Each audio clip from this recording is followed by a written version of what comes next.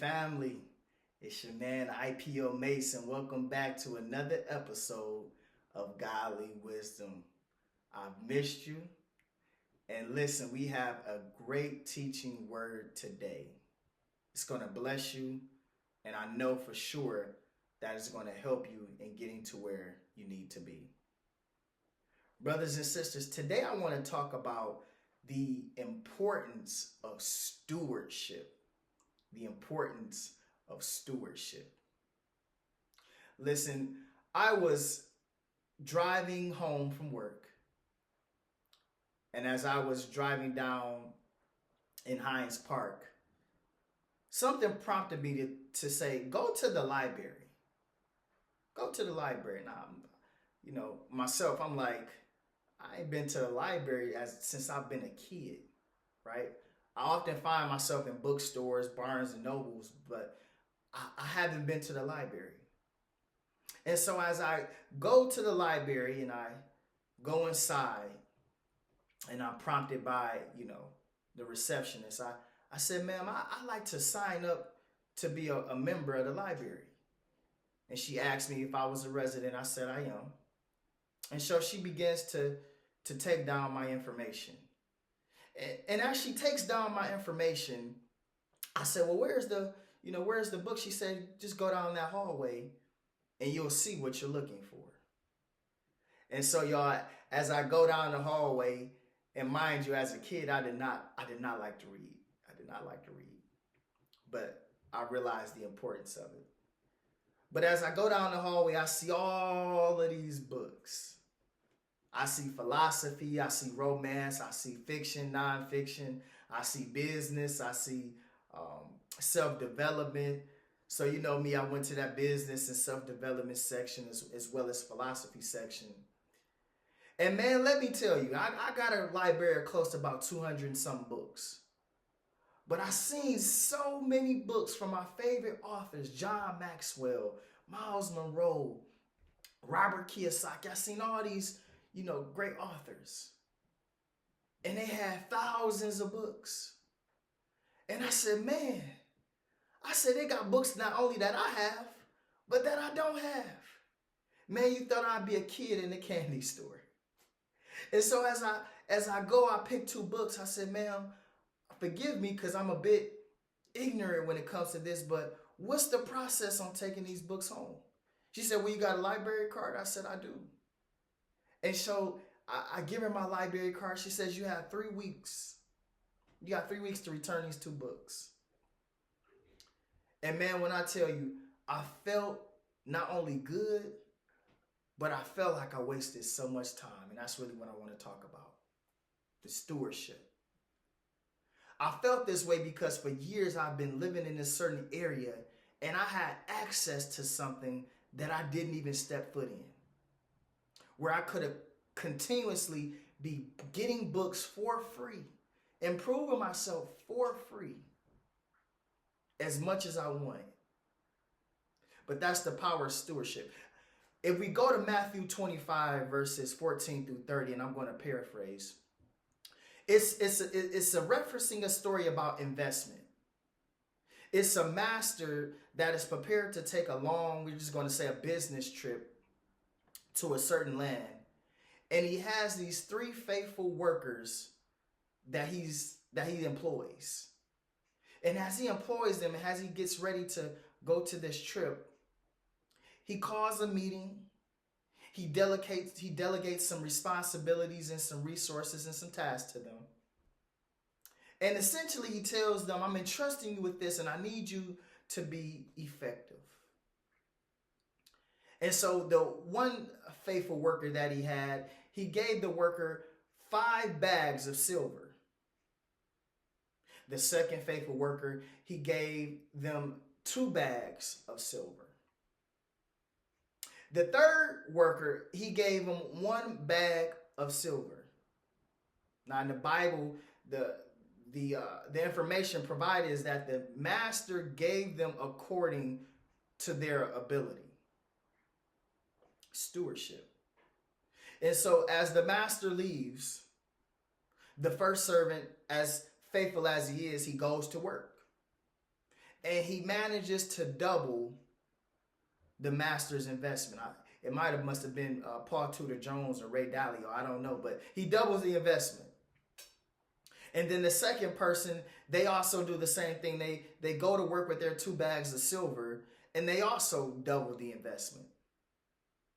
But then we have the third servant.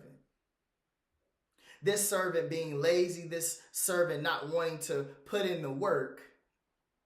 They bury the money of their master, or rather their employer. And they dig a hole and they just let it sit. And so when the master comes back, when the employer comes back to his land and check out everything, he said, well give me a report on what you did with what I gave you. And as the first faithful worker, he gives them the report of, Master, you've given me 5 bags of silver and I've doubled your investment. The second person, the second worker, he says, Master, you gave me 2 bags of silver and I've also doubled your investment. Now the third worker, I can't call them faithful. The third worker says, Master, I know how harsh you are about losing money. I know how much you care about your principle of capital. And so what I did was I dug a hole in the ground. I buried it. I covered it. And now I give it to you. I didn't steal it. I didn't take it. I'm giving you back what you entrusted me with. And the employer, the master's response was, you wicked and lazy servant. If you knew that I was careful about my money, why didn't you at least go to, I'm paraphrasing, a credit union, a bank? You could have put it in a CD. You could have put it in a money market account. You could have just put it in a high yield savings. You could have did something, but you buried my money. As the week go on and I'm reading the passage, God begins to give me revelation. The master of the story was really Jesus Christ. And essentially, the 3 workers were 3 different types of people. You have the one person that's a leader, that's ambitious, that's dedicated, that's an effective leader. They are self-motivated. They are ambitious. And they don't need a cheerleader. They don't need someone to speak to them on how highly they are. They understand and they recognize the assignment. As my people in the South say, they stand on business. This is the person that you want on your team. The second person, these are the kind of people that are faithful, dependable, and reliable. You know for a fact that they're always going to show up. They're going to support you. Now, they don't have the personality to go out there and get it, but they'll support you in every endeavor. And as a result, they'll always be someone that you can trust. But then you have the third person. The third person is somebody that has all the gifting and the talents in the world, but they fail to execute. Listen, procrastination is their best friend. They have all these giftings, they have all these ideas, but they never execute one. They're all talk and no action. They'll sell you the sky if they could. They are not effective and they cannot be trusted with the master's resources. Now listen, we was talking about money in this story, but in reality, what the Lord was showing me, it really wasn't about money. It was really about the giftings that God had given them in terms of talent. Listen, one of my favorite authors, philosophers, Dr. Miles Monroe, He said this powerful quote. He said, "The greatest threat to man is not Satan. The greatest threat to man is not sin. The greatest threat to man is ignorance." Now, I know a lot of people don't like that word ignorance, but ignorance is essentially uneducation. It's a lack of understanding or of knowledge when it comes to a certain subject. And now, why was he saying that? He was saying that because when you have knowledge and understanding, that's good, but you actually have to have action in order to make it powerful. Listen, the worst, or rather the wealthiest place on the earth is not Dubai, it's not the USA, and it's not China. It's not even Bitcoin. The wealthiest place on the earth is the cemetery. There you will find untapped vision, untapped ideas, songs, movies, products that were never released to the world because they allow procrastination to become their best friend. Listen, the story was about giftings.